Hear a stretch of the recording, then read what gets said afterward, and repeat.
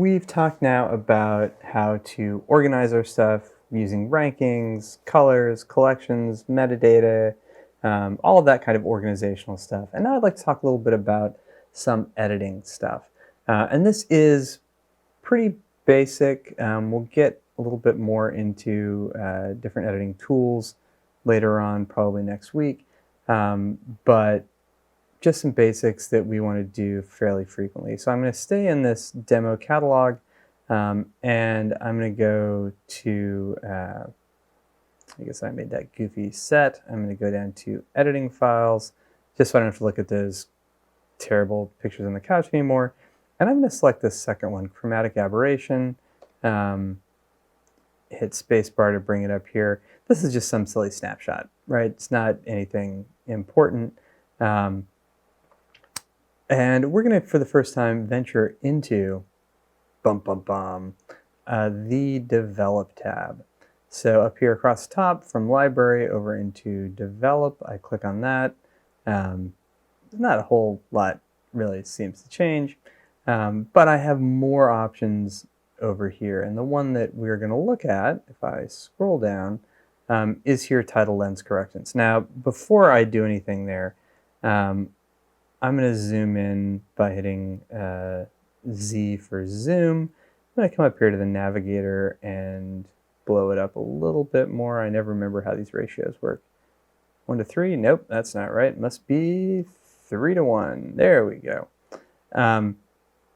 So you can see over here in the navigator, it's showing me like an overall image, and I'm zoomed way on this nun's headdress thing. And as we look at that, there is this crazy-ass magenta line, right? What is that? That's nuts. Nuns don't walk around wearing magenta things in their heads? What is this? So what that is chromatic aberration. And chromatic aberration, you can see up here, right, this little like red here, this green here. Chromatic aberration is a optical thing. I'm not going to get into what causes it because frankly, it's super confusing and I would probably get it wrong.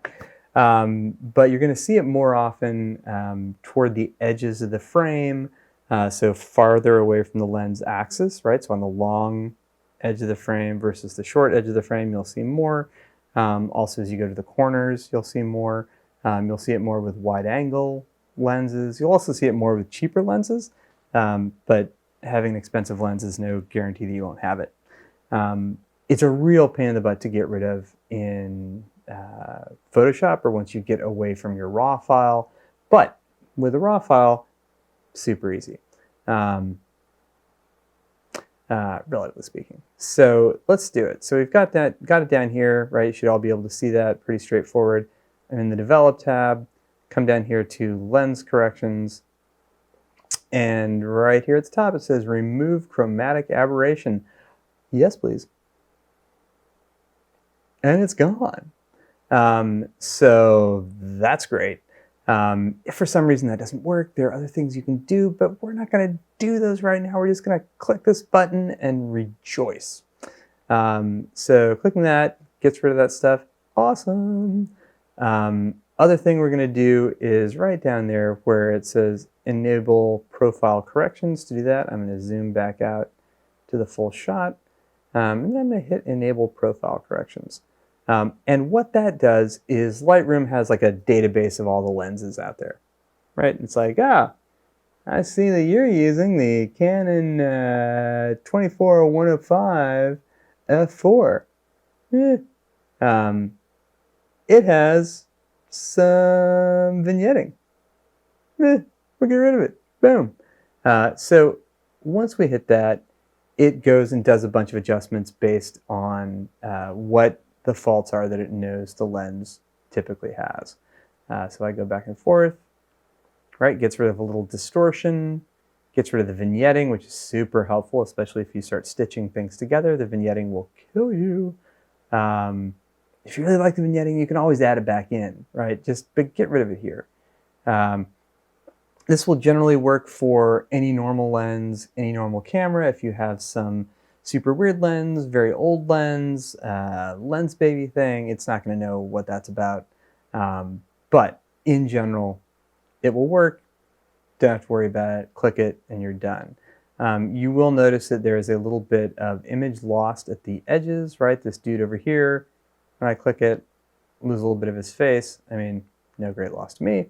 But you wouldn't have been able to see that in the viewfinder anyway. So there you go. Unless you have a strange lens, it is super helpful. Once you've done that, again, I want to do this to every picture I ever take, right? Because I don't want to forget about it and then like get into editing it in Photoshop and come back and be like, oh no, I didn't do it. Kick cuts. So what I'm going to do here, I'm in the Develop tab. I've clicked both of those things. I'm going to come over here to Presets, right? So you may have a bunch of stuff here. I just want to come up here to Presets and click that little plus, Create Preset. So my presets are, it's like when we made the copyright information preset so that our copyright information could be applied to everything we imported. This is the same deal. So I'm going to make a preset that is Chromatic Aberration and Profile Corrections. And again, so I want to be doing this on an image that I've already done that to, right? Because I wanted to have in the preset the idea that both of those boxes are checked. Right now, it's going to bring all of the adjustments in with it, which I don't want. I don't know what the other adjustments this thing has.